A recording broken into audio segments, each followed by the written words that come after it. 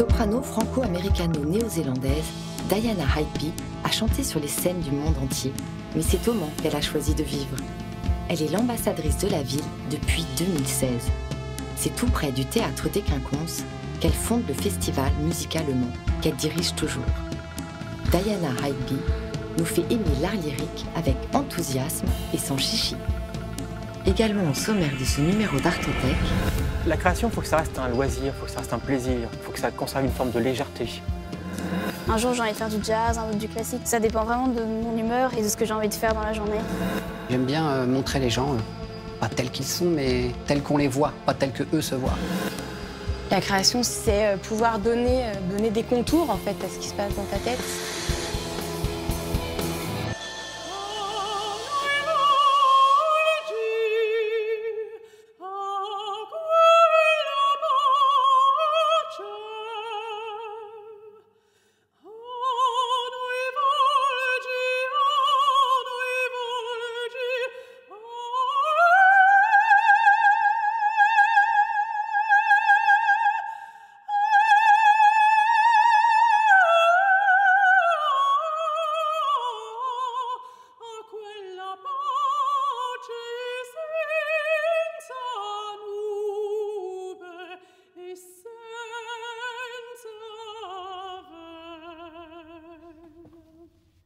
Il y a un instant, j'ai découvert une chanteuse soprane et qui nous interprétait une œuvre de Bellini, célèbre, la Norma. Je me demande si là, en face de moi, j'ai la même Diana Higby que celle que j'ai vue tout à l'heure. Alors c'est un petit peu compliqué parce que je pense que j'ai une personnalité de scène, j'ai une personnalité dans la vie et je dirais même que j'ai aussi une personnalité quand je rencontre des gens que je ne connais pas. Et les trois sont distinctes. Pourtant, c'est la même personne. Mais c'est vrai que je me transforme. C'est comme une méditation quand je suis sur scène. Je ne suis plus tout à fait moi-même. Et en même temps, je suis au fait de tout ce qui se passe autour de moi, des moments d'émotion qui peuvent être là. Mais c'est moi augmenté, on va dire. Alors, plusieurs personnalités en vous. Et ce qui n'arrange pas les choses, c'est que vous n'êtes pas d'origine mancelle. C'est ça. Vous êtes de quel pays, au fait? Alors donc, mon papa est américain, ma maman est néo-zélandaise. Ils se sont rencontrés au Vietnam. Ils ont décidé de se marier, merci. Et ensuite, ils sont partis à New York. Et je suis née là-bas. Et ensuite, ils sont venus à Paris. Et ce Paris, vous avez décidé il y a quelque temps de le laisser pour une ville qui est très proche, qui est Le Mans. Comment se fait la rencontre avec ce département et avec cette ville? Alors, la première chose qui s'est passée, c'est qu'on a acheté une maison de campagne en Sarthe, parce qu'on est tombés amoureux, mon mari et moi, de la Sarthe. On a trouvé que le lieu était magique. Ce n'était pas très loin de Paris. Et je me suis dit, bon, bah, c'est bon, je peux vivre ici, parce que de toute façon, du moment qu'il y a le train ou un accès à un avion, c'est possible de vivre n'importe où quand on est chanteur lyrique.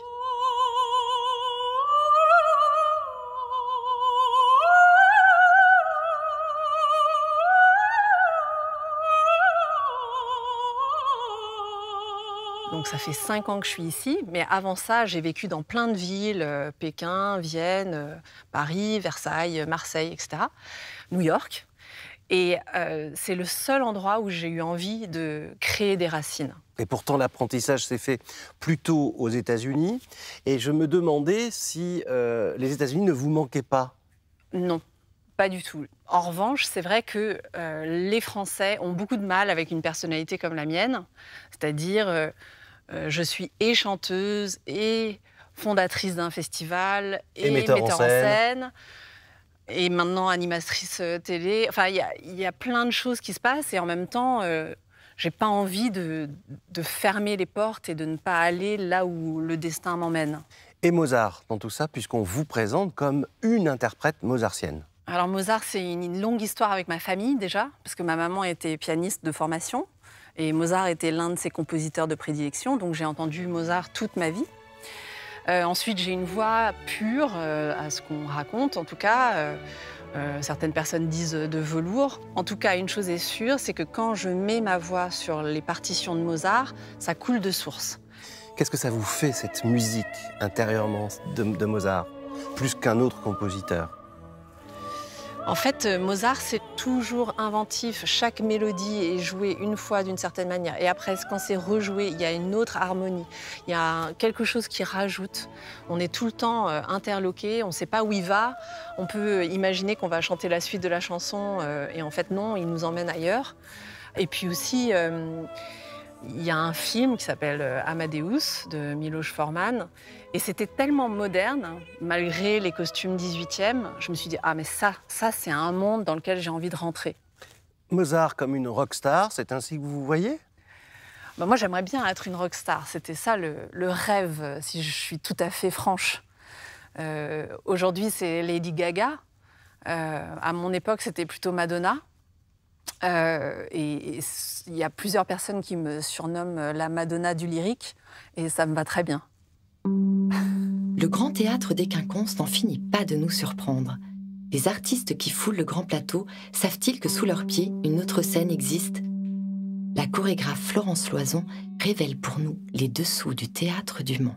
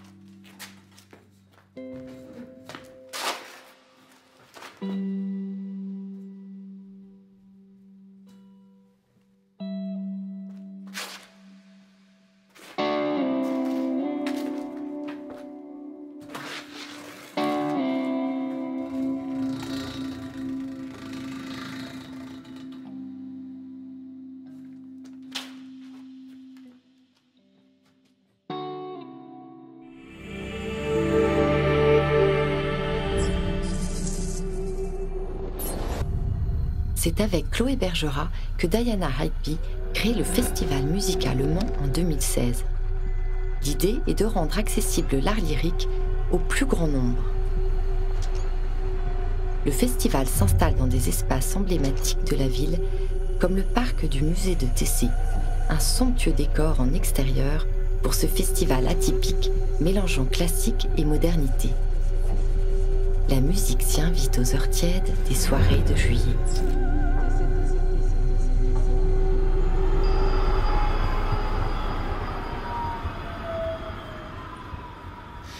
Alors, Musica Le Mans, et le jeu de mots et le festival, c'est vous? Oui, même s'il y a plein de choses qui se passent au Mans, c'était important pour moi qu'on note bien que Musica se passait au Mans. Alors, Musica se veut un festival exigeant, éclectique, populaire. Pas facile de faire une programmation dans ces conditions. C'est vraiment très difficile, surtout de trouver des artistes de qualité qui sont capables de jouer le jeu, parce qu'on m'a beaucoup refusé. Et d'ailleurs, quand j'ai demandé à Diana Accenti de venir, elle chante à l'Opéra Bastille. Elle a pris un risque énorme. Elle était violoniste de formation et elle a accepté de chanter du Piaf, Carmen avec un accordéoniste. Elle a joué du violon. Et de trouver des êtres humains de ce talent-là qui sont capables de faire ce genre de choses, c'est très rare. Ces rencontres, ce sont comme des surprises. Par exemple, lorsque vous invitez Brahms et David Bowie ou des sonorités reggae avec de l'opéra version rock, moi j'ai envie de dire que c'est pas vraiment rendre service au classique. Bah en fait, si, parce que moi j'étais bercée dans une famille qui écoutait le classique. Mais je trouvais ça vraiment barbant, ça ne m'intéressait pas du tout. J'étais plutôt fascinée par Madonna, par Beyoncé, par tout ce qui était pop, David Bowie bien sûr. Et j'ai l'impression que j'ai les clés, puisque moi aussi je suis tombée amoureuse de cet univers d'opéra, de permettre aux gens d'accéder à l'opéra en passant par les mêmes chemins que moi. Alors, puisqu'on parle de chemin, il faut savoir que Musica se déroule très souvent à l'extérieur, d'ailleurs tout près de ce théâtre. Pourquoi faut-il s'affranchir du rituel de l'opéra, ce qui fait sa beauté, c'est-à-dire les grandes scènes, les beaux lieux, les belles lumières, les beaux costumes? Alors, le lieu dans lequel on fait Musica, c'est le parc de Tessé. C'était le déclic pour moi de créer le festival, parce qu'en fait, c'est un décor d'opéra. Et avec Musica, ce qu'on essaye de faire, c'est juste d'éveiller la flamme, de donner aux gens envie d'aller écouter 4 heures d'opéra et de leur montrer que ça peut être absolument magique. Et qu'on ne s'ennuie pas. Et on ne s'ennuie pas. Comme on va voir un match de tennis, pendant 4 heures, il n'y a aucun souci. Eh bien, Wagner, ça fait plus peur. C'est vrai. Et en fait, c'est 4 heures d'opéra, mais si on ne s'ennuie pas au tennis, on ne va pas s'ennuyer à l'opéra. C'est pour ça qu'il y a cette exigence, on la retrouve aussi lorsque vous mettez en scène des opéras. Oui, j'aime bien, quand je mets en scène de l'opéra, de faire quelque chose de très pur, avec des costumes vraiment simples et juste quelques détails comme ça qui montrent quel est le personnage, avec un tablier ou une fleur. Et aussi de vraiment faire passer et la musique, et le texte, et l'histoire, et les personnages. Pourquoi tout le monde est là? Parce que finalement, on vit des choses dingues sur scène, comme à la vie. Voilà, c'est la vie, l'opéra. Ah, l'opéra, c'est plus que la vie, c'est le summum de la vie.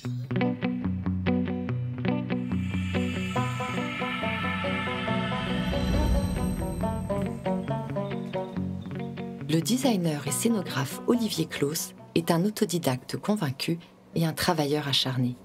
Des plateaux de cinéma aux créations de luminaires, en passant par le festival angevin des accroche-cœurs, Olivier Claus est reconnu dans le monde du spectacle pour ses scénographies et ses lumières minimalistes. C'est depuis son indispensable bout de campagne que tout commence. Là où la matière, la soudure, le numérique donnent forme à son imagination. C'est un projet de luminaire et je l'ai appelé Morpion, c'est un peu le nom de code de l'appareil. Et voilà. Normalement, il n'y avait pas une colonne, il y avait trois cubes superposés. J'avais imaginé de manière assez ludique de pouvoir mettre 3 luminaires côte à côte et d'avoir donc 9 rectangles et de pouvoir jouer au morpion avec en tournant les faces les unes avec les autres. Donc là, j'ai ça à mettre dans ce tube et dans la boîte. Voilà, avant de passer à l'étape globale du projet, j'ai fait toutes les parties, notamment celle-ci qui était la plus complexe, le collecteur électrique tournant.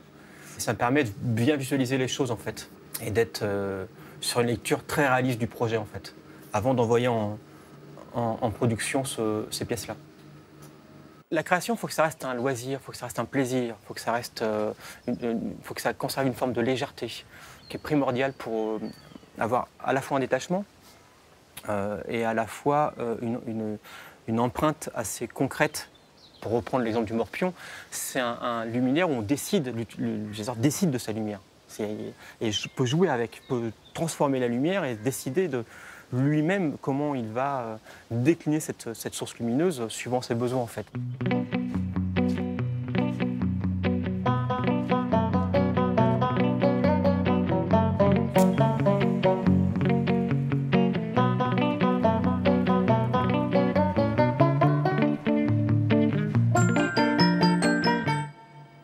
À chaque fois que ce soit pour une scénographie de spectacle ou pour un agencement de magasin, j'attache beaucoup d'importance au premier regard, pour inviter les gens à traverser l'espace.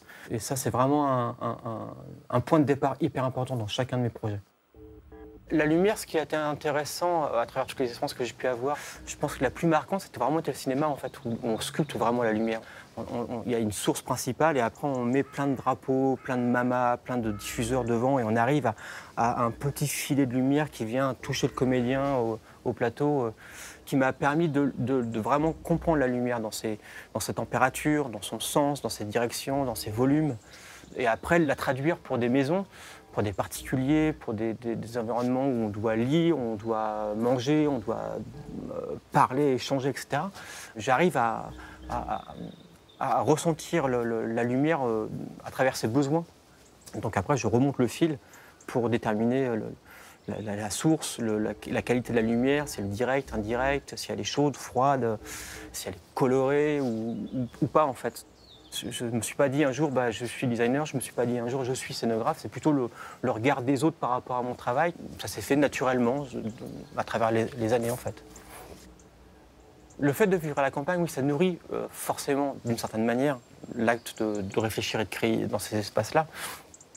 Ça me permet de retrouver des mots tout simples comme contemplation en fait, de retrouver cette naïveté par rapport à un rayon de soleil, par rapport à un arbre qui pousse, par rapport à tout ça. Ça permet d'apporter une belle distance aussi par rapport au speed qu'on peut vivre dans l'espace urbain.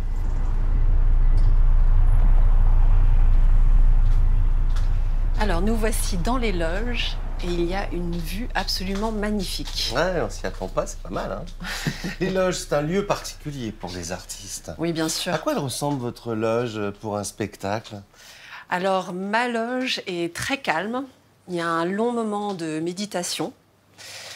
Ensuite, il y a de l'échauffement avec du yoga. Ensuite, un échauffement vocal. Il faut que ce soit zen. Très zen, très calme. Et alors, l'après-scène, c'est-à-dire le moment où vous retrouvez la vraie vie, c'est-à-dire vos 2 enfants, votre mari, qui est professeur de mathématiques, est-ce qu'il vous aide justement à sortir parfois d'une épreuve? Parce qu'un opéra, c'est long, c'est des moments de tension, c'est des moments dramatiques. Alors, c'est surprenant, mais la vie d'une chanteuse lyrique est très solitaire. Une fois qu'on a signé tous les programmes, on est souvent seul à rentrer dans sa chambre d'hôtel.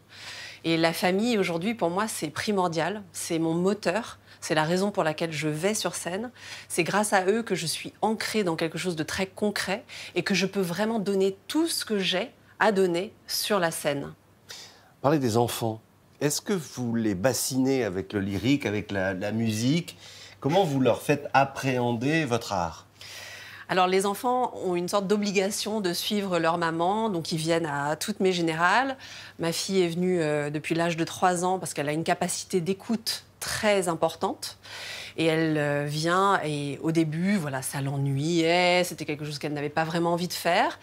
Et au fur et à mesure des années, maintenant, elle adore venir à mes générales, elle demande à venir, elle veut faire partie de cette chose qui est vraiment très grande.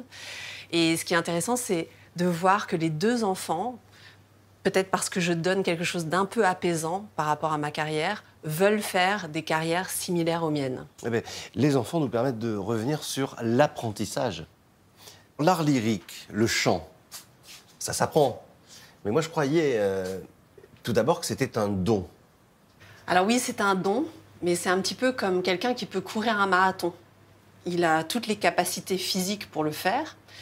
Mais si cette personne ne fait pas le travail pour réussir à courir le marathon, elle n'y arrivera jamais. Et c'est la même chose avec la voix. On a quelque chose qui sonne un peu différemment des autres, mais sans le travail, sans les heures de travail sur la respiration, la façon de placer la voix, la façon de faire sortir cette voix, parce que avec 2 toutes petites cordes vocales, on est censé passer un orchestre sans amplification et une salle totale. Et c'est vrai que sans ce travail-là, on ne peut pas réussir à devenir chanteur lyrique. Mais est-ce que la technique, ça gomme pas finalement ce qui est inné, ce don? En fait, la technique sublime l'instinct. Et c'est vrai que souvent, je chante de façon seulement technique pour des raisons X ou Y.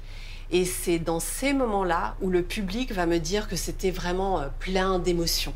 Donc, il ne faut pas se méfier de la technique, il faut l'apprivoiser. Oui, exactement. Comme on peut aussi apprivoiser quelque chose de moderne au milieu de quelque chose de très ancien. Comme ici? En fait, c'est pour ça que j'adore le Mans, c'est ce contraste entre la modernité de ce théâtre face à la cité Plantagenet médiévale magnifique. Ben, vous n'êtes pas ambassadrice du Mans pour rien, vous. Hein.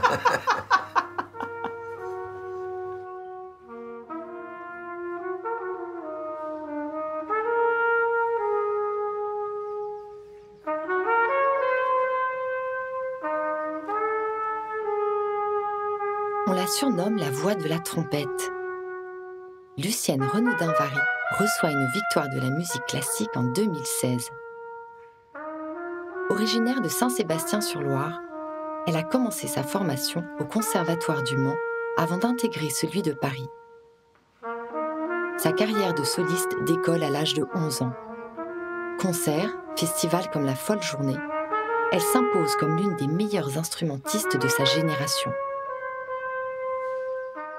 Retrouvons Lucienne aux portes de la ville du Mans, à l'Épau, ancienne abbaye cistercienne fondée en 1229 par la reine Bérengère.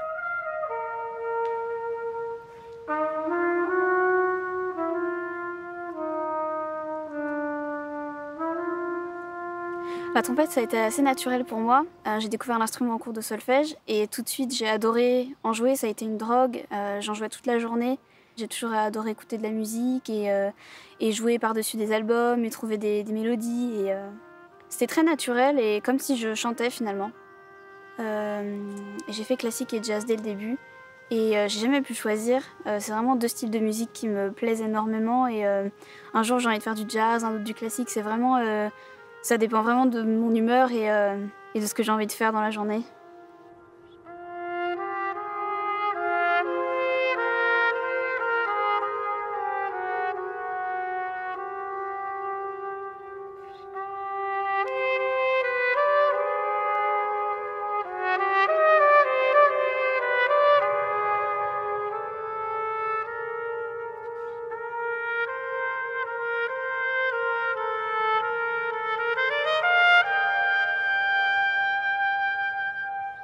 Quand j'interprète la musique, c'est vrai que c'est assez naturel et je me pose pas trop de questions. Je fais vraiment ce qu'il y a au fond de moi. Et je pense qu'on n'a jamais fini.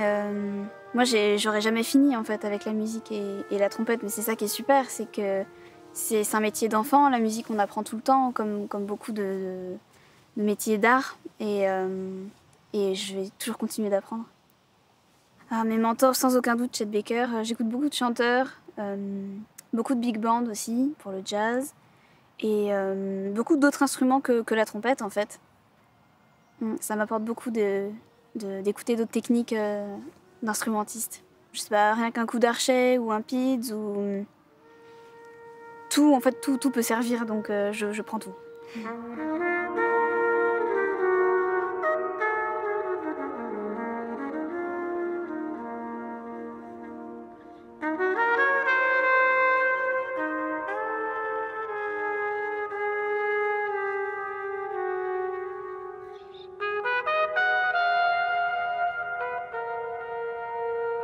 J'ai joué Around Midnight de Thelonious Monk. C'est un morceau que j'adore, qui a une mélodie incroyable. Ce morceau, il laisse vraiment place à l'improvisation, je trouve. Et dans cette abbaye, en plus, les notes se confondent et ouais, ça se mélange, ça fait une chouette expérience. Moi, j'adore jouer dans plein de formations. C'est vraiment très différent. Des fois, quand on joue tout seul, il y a vraiment cette intimité qu'il n'y aura pas quand on joue en groupe. Et c'est super de partager aussi la musique. Donc, faut un équilibre.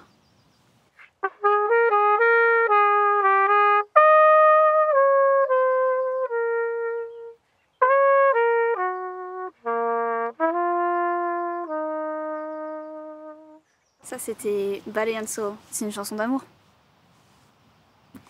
Je vous aime.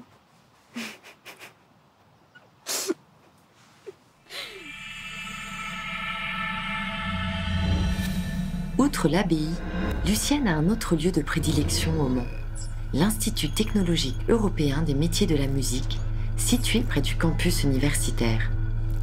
C'est dans cette structure unique en Europe qu'elle a pu jouer d'une trompette innovante mise au point par un ancien élève, Jérôme Wyss. Dispensées en alternance et à temps plein, les formations vont de la lutherie à la régisson, en passant par le commerce des instruments. Pôle national d'innovation, les ingénieurs-chercheurs, avec les élèves et professionnels, pensent et fabriquent des instruments du futur, mais font aussi renaître des instruments oubliés, comme l'ophicléide, un cousin lointain du saxophone.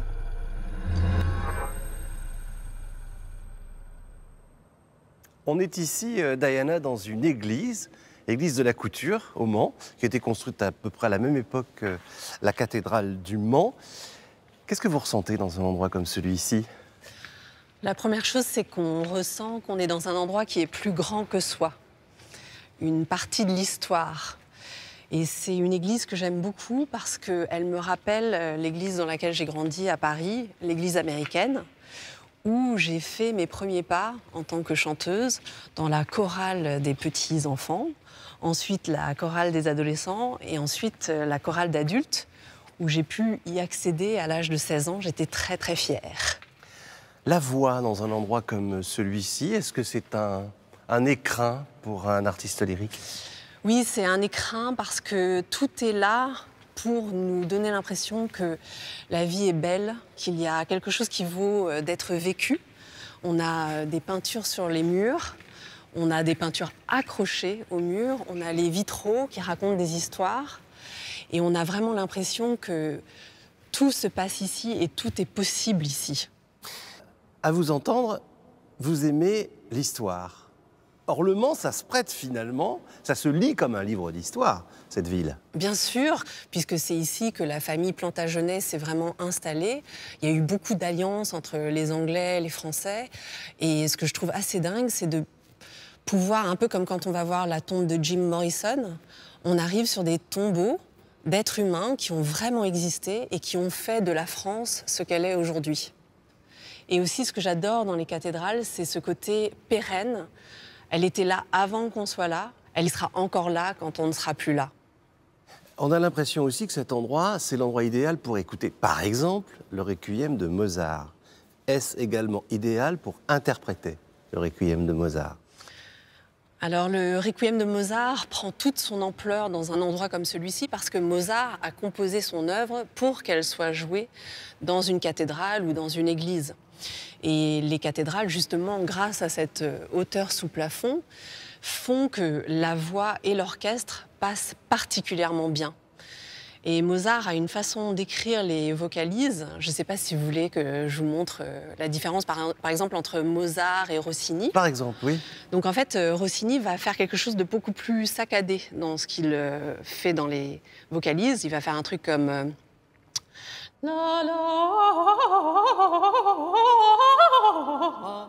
qu'on entend un peu moins bien dans une église, par exemple, que Mozart qui devient très aérien, c'est-à-dire...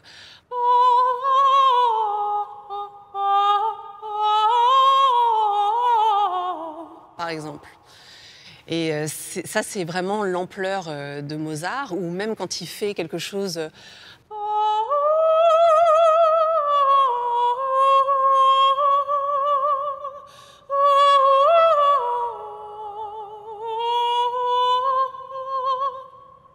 Moi, je suis parti en vous écoutant, là. Et moi, je veux mon Requiem en entier ici. Ah bah moi, j'aimerais bien, avec grand plaisir. Quel Il suffit bonheur. juste qu'on l'organise. Une fois votre regard accroché, ces photos ne vous lâchent plus. Nicolas Boutruche fige le décalé autant que le quotidien. Sa fenêtre sur cour, c'est un appareil photo et des filtres numériques. Il se dit voyeur et Artothèque l'est aussi.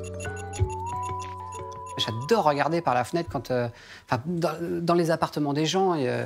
J'adore rentrer dans le cadre intime, regarder, me poser des questions aussi. Pourquoi ils ont choisi telle tapisserie? Pourquoi ils ont... Voilà. Et j'adore aussi regarder les gens dans le métro et essayer d'imaginer les métiers de l'un, de l'autre, raconter des histoires sur chacun. Ça, j'adore faire ça. Et j'aime bien montrer les gens, pas tels qu'ils sont, mais tels qu'on les voit, pas tels qu'eux se voient. Quand on regarde ces photos-là, c'est ni plus ni moins des maisons de poupées, hein, c'est vraiment avec le langage d'un enfant, quoi. Je trouve que le monde est très triste, très sombre, et j'aime bien le remettre en couleur, avec une certaine naïveté. Et ça, je trouve ça c'est assez intéressant. C'est vraiment quelque chose qui m'anime, dont j'ai besoin pour faire des images. Voilà, ça c'est mon storyboard, en fait. Je dessine en fait chaque personnage, chaque situation, chaque décor. Et en fait, ça me permet de faire comme une liste de courses. Parce qu'avant de photographier les gens, il faut que je fabrique d'abord le décor. Puisqu'en fait, j'adapte l'éclairage de mes personnages en fonction du décor. Quand les gens viennent, ils ne savent pas vraiment ce qu'ils vont faire. C'est-à-dire qu'ils viennent, ils voient le croquis, et puis je leur explique quelles sont les scènes. Et puis ils me disent « Ah, je veux bien être là. » Donc, voilà, baisse-toi, fais comme si tu sortais. Voilà, tu ouvres ta trappe tranquillou. Et en fait, tu regardes devant toi et tu as un métro qui t'arrive dessus. Parfait. Photographe, ça veut dire dessiner avec la lumière. Donc du coup, moi, je me sens pas étranger à cette définition.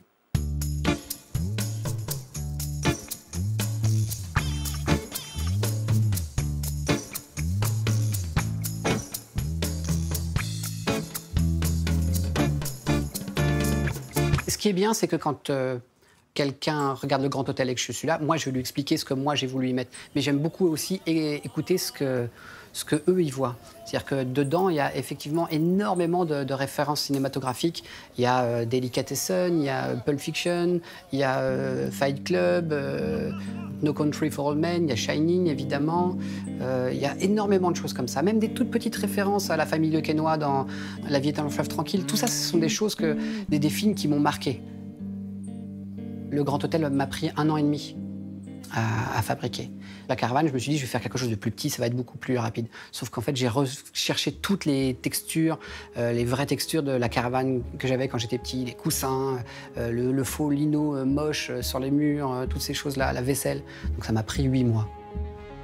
Je crois que sur la photo, en fait, il y a ma fille quand elle est dans la chaise haute et cette même fille 8 mois plus tard qui est debout. Voilà. On a l'impression que c'est 2 sœurs alors que c'est la même personne.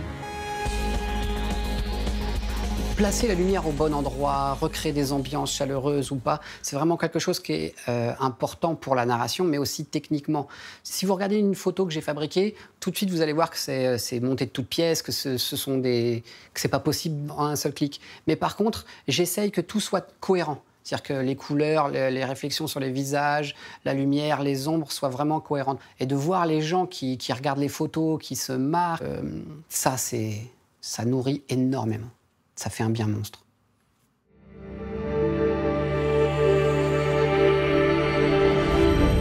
Le look, la coiffure, le style, le style, je ne sais plus comment il faut dire. Est-ce que ça participe du renouvellement de l'opéra et de la chanteuse d'opéra ? Oui. Aujourd'hui, on s'aventure vers des opéras beaucoup plus modernes. On a récemment vu à Bastille La Bohème sur Mars. Il y a aussi la planète des singes qui s'invite sur l'opéra. Récemment, moi, j'ai joué un personnage haut en couleur où j'avais une grosse perruque rousse. Je ressemblais à une sorte d'avatar entre Barbarella et Wonder Woman. Et je m'envolais sur scène à 8 mètres de haut. Tout en chantant des contrutes et des contrerets. Soyons fous. Oui, voilà, c'est ça. Mais en fait, je pense que c'est ça qui est bien avec l'art, c'est qu'il n'y a aucune limite. Et plus on avance, plus on peut aller vers nos limites. Et puis, il y a la manière aussi de parler de l'opéra qui évolue. Vous faites de la télé, c'est pas un hasard. C'est-à-dire que vous voulez quand même qu'on regarde l'opéra comme un art moderne. Mon programme télé parle de culture en général. Et on atteint donc les arts visuels, les arts de la scène et tout ce qui est expo. Et c'est vrai qu'on essaye toujours de sortir les gens de façon décomplexée, sans qu'on ait peur d'aller voir des nouvelles choses qu'on ne connaîtrait peut-être pas. Les émissions d'Ève Ruggieri sont dépassées ? Non, pas du tout. Ève Ruggieri est un mentor pour moi. C'est quelqu'un qui a fait en sorte que je fasse carrière aujourd'hui. Et elle reste un mentor à tous les sens du terme, parce qu'elle aussi dirigeait des festivals. Elle promeut des jeunes artistes, qui est quelque chose que j'aimerais faire. Et elle a passé par le médium télé et radio pour rendre l'art accessible au plus grand nombre. Et du coup, j'essaye de suivre ce qu'elle a fait à mon niveau. Et oui, c'est quelqu'un d'important dans la musique, même aujourd'hui. Vous pensez qu'on peut attirer le public jeune à l'opéra aujourd'hui ? C'est primordial d'aller vers les jeunes, parce que ça fait 420 ans que l'opéra existe. Et c'est moderne, ça reste des histoires qui pourraient se passer aujourd'hui. On pourrait croire que nos ancêtres nous ont tout appris pour que nous puissions nous améliorer, mais on reste les mêmes, on reste avec nos failles humaines. On tombe amoureux, on se déchire, on meurt, on se suicide, ça reste quelque chose qui est encore d'actualité aujourd'hui. Et c'est aussi pour ça que ça existe toujours aujourd'hui au XXIe siècle. Ça vous plaît? Ah mais là, c'est quasiment parfait. On pourrait même s'arrêter là, ça m'irait très bien. Là, pour un spectacle, c'est bon? Pour un spectacle ou pour un concert ou...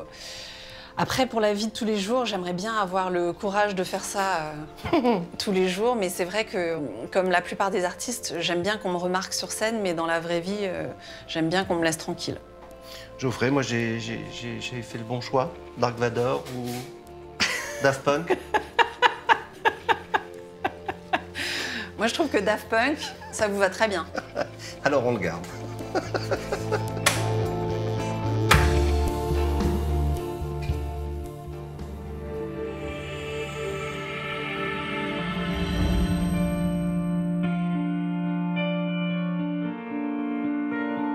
Racim Biyikli est un compositeur multi-instrumentiste nantais. Connu sous le nom de Man, il signe une musique au croisement de la pop, du jazz, des musiques contemporaines et électroniques. Homme d'image, Man est un artiste sans frontières qui travaille autant pour le cinéma que pour des installations scéniques.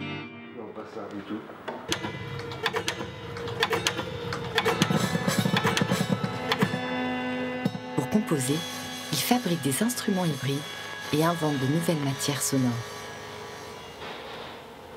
Ah bah oui, si je brancherais, ça marche moins bien.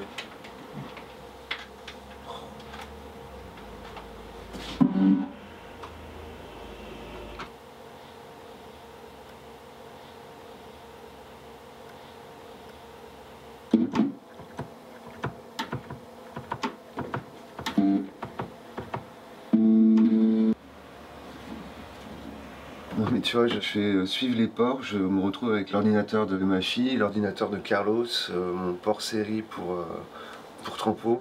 Donc là où c'était normalement en D, ça se retrouve en G. Enfin, c'est pas très propre quoi.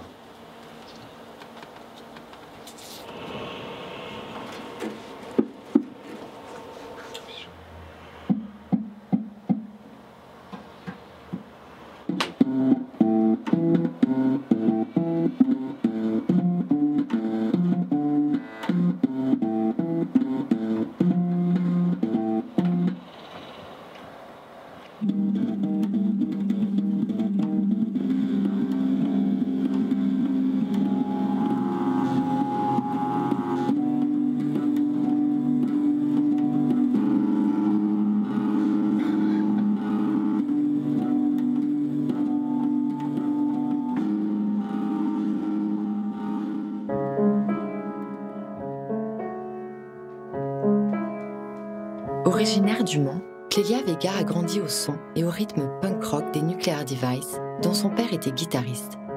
Elle s'en est éloignée jusqu'à prendre des chemins de traverse. Enrichi de rencontres et de collaborations, l'univers de Clélia Vega s'acoquine de trip-hop, de folk ou d'électro-rock. Un EP, Slanting Horizon, vient de sortir. This Was the Road, l'album à venir, est un appel au voyage, sitôt accompli, déjà regretté. Avec mon piano, j'ai une relation très particulière parce que c'était mon tout premier instrument. C'est via ce morceau que j'ai du coup repris le chemin du plateau en live après peut-être 5 ou 6 ans où j'ai pas touché un piano sur scène.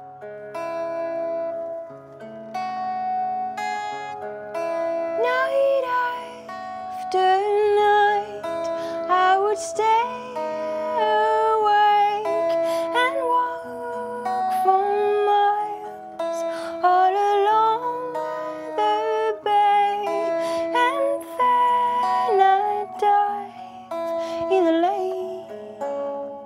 Cette chanson, bizarrement, est très organique. C'est donc quelqu'un qui ne dort pas la nuit et qui du coup sort et va se baigner dans un lac et essaie et ferme les yeux dans l'eau pour essayer d'oublier et finit par s'endormir et se réveille le matin tout neuf, tout revigoré de sa nuit. Donc c'est quelque chose qui est très... Il y a de l'eau, il y a de la terre, il y a de l'air, il y a du froid.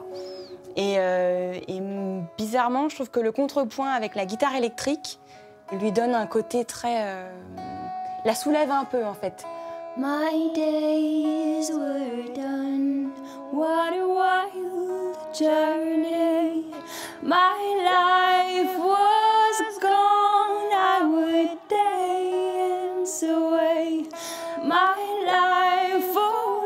Ici, moi, je vais écrire, je vais composer, je vais arranger, je vais enregistrer des maquettes. Et dans l'autre studio, dans la cabine, avec CS, on va les enregistrer de manière plus définitive, disons.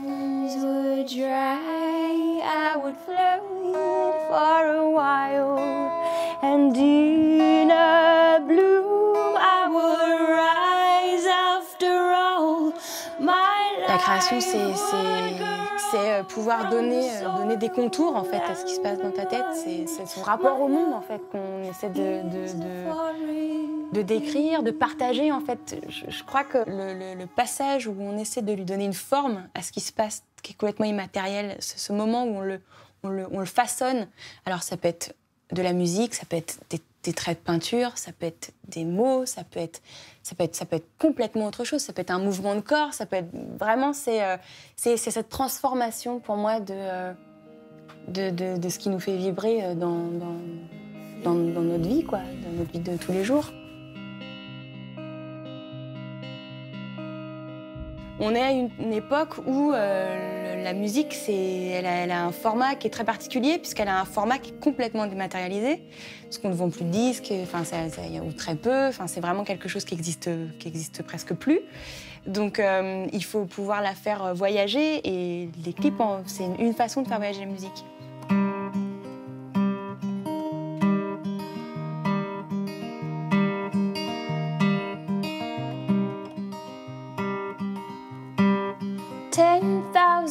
Days.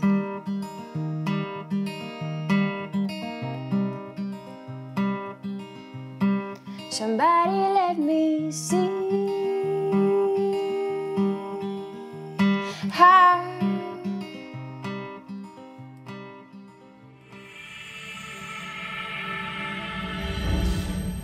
On va faire des choses simples. Des grandes orgues, une petite église située au cœur du Mans, une grande chanteuse d'opéra, pour mon premier cours de chant. Avec grand plaisir. Vous êtes d'accord? Mais oui, bien sûr. Je vous suis. La première chose que je demande, c'est de savoir si vous chantez juste. Je crois pas. Est-ce que vous pouvez me chanter Joyeux anniversaire? En français ou en anglais? En français. En français.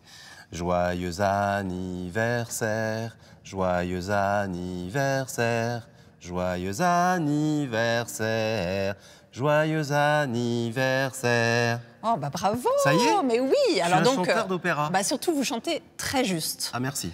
Alors Je maintenant, savais on pas. va commencer d'abord par le souffle. Donc on Ouais. inspire très bas, les épaules basses, Ouais. et on gonfle le ventre sans monter les épaules. Et on souffle. Après, on va faire le petit chien. Super. Alors maintenant, on va faire un petit peu de voix.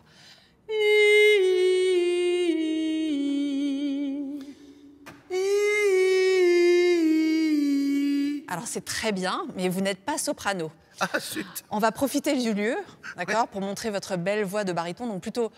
Ah, je préfère.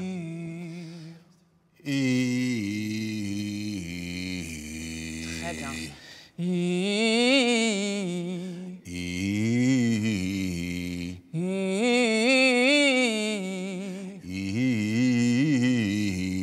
Bah, c'est génial. Alors maintenant, est-ce que vous pouvez faire ça?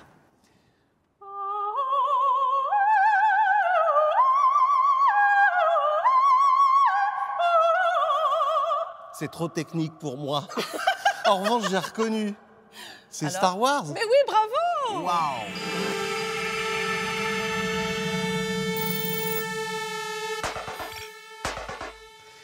Alors, Samuel Chauveau, nous voici dans votre magnifique librairie Bulle. Et est-ce que vous pouvez nous parler de la BD Le Mans, les auteurs et les dessinateurs? Et action! Eh bien, 35 ans de librairie spécialisée en bande dessinée étant né au Mans, peut-être une certaine légitimité pour travailler sur ce projet dans une collection qui existait déjà chez Petit à Petit, mais surtout d'aller essayer de convaincre des auteurs, 11, très connus dans le monde de la bande dessinée, de faire une parenthèse dans leur création pour venir me rejoindre sur ce projet. De la création de la muraille du Mans jusqu'au XVIIIe siècle, c'était le Paris. La couverture, Renan Toulouat, les pages de garde d'un de nos très grands dessinateurs, André Juillard, 9 autres qui viennent donc faire 9 chapitres de cette fameuse muraille jusque l'aube de la Révolution française et qui sera suivi certainement de 2 autres volumes qui, eh bien, on reprendra là où nous avons laissé l'action jusqu'au XXIe siècle. Voilà un petit peu le projet dans son ensemble. Et coupé. Il réalise des objets musicaux et visuels aujourd'hui très remarqués dans le monde du beatbox international. Aussi à l'aise en solo qu'aux côtés de Camille ou Kid Koala, Ezra est un éveilleur de sens. Il dirige des ateliers en prison, à l'hôpital et travaille avec des universitaires. Cet artiste nazérien, qui a grandi au Mans, se sert de la réalité virtuelle pour inventer le beatbox augmenté. Artothèque ne pouvait pas résister à vous faire partager quelques secondes de son univers envoûtant.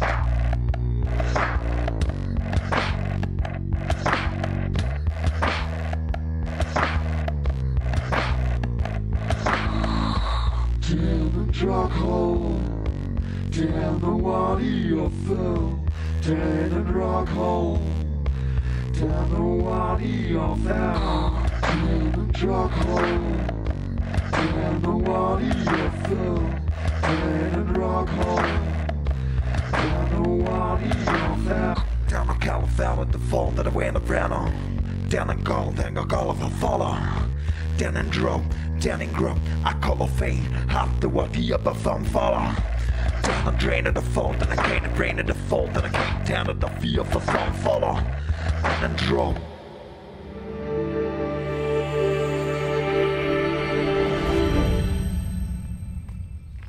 Un joli jardin où tout a commencé. Oui, le jardin de Tessé. Le jardin du festival. Qui m'a donné l'inspiration parce que je trouvais que le lieu était un décor de théâtre. Et j'ai tout de suite pensé à la Traviata, avec au premier acte cette partie-là, deuxième acte le jardin et ce sablier qui montre le temps qui passe. L'œuvre de Jean-Bernard Mété, Le Sablier, donc, qui nous invite à réfléchir à la notion de temps. Je vous ai observé, vous êtes une hyperactive, il y a de l'énergie, vous aimez la vitesse, vous n'aimez pas perdre votre temps. Est-ce que la musique vous permet quand même de mettre un peu le là à cette hyperactivité ? En fait, c'est exactement ça. La musique est pour moi un lieu où je peux me recentrer. J'aime beaucoup parce que quand on démarre un opéra, le temps démarre, suit son cours, il n'y a aucun moyen de l'arrêter, il n'y a rien qui peut le perturber. Et on doit terminer l'opéra et on est complètement dans le moment, on est complètement dans le jeu. On vit un moment exceptionnel, qu'on soit sur la scène ou dans le public. Et j'ai vraiment besoin de ça pour me calmer. Même s'il faut quand même, et puis tout nous y invite, respecter le rythme du temps d'aujourd'hui, celui des réseaux sociaux, celui du numérique, celui des nouvelles technologies. Est-ce que vous devez compter avec ça pour le futur de votre festival ? Alors j'adore les nouvelles technologies et j'ai plein d'idées pour Musicalement. J'aimerais notamment inviter Maria Callas en personne pour venir chanter ici. L'hologramme. Bien sûr, l'hologramme, ce serait incroyable de l'avoir. L'autre rêve, c'est de faire de la réalité augmentée. C'est-à-dire, les Mettre gens des auront lunettes, des lunettes ah oui. sur les yeux. On verra les chanteurs en live et l'ordinateur créera des costumes, des décors par-dessus pour qu'on ait l'expérience totale de la scène sans avoir été obligé de construire quelque chose. Le théâtre total. Et l'un des autres rêves que j'aimerais, c'est de créer l'opéra de demain, qui sera aussi sensationnel que Carmen. C'est-à-dire Carmen est jouée partout dans le monde. Et j'aimerais créer l'opéra français, qui donnera envie à tous les théâtres de le programmer et à tous les chanteurs de le chanter, et bien sûr au public de vouloir y assister. Ah ben, il vous faudra un petit peu de temps, mais je suis sûr que tu y arriveras. On peut se tutoyer. Ah mais oui, avec grand plaisir, j'adore tutoyer. Moi aussi, j'aime ça. Qu'est-ce que tu aimerais faire fructifier dans ton jardin personnel? Alors ça, c'est compliqué. Et si je pouvais devenir patiente, ce serait un rêve exaucé. C'est le début de la sagesse? J'espère. Merci, Diana. Merci à toi.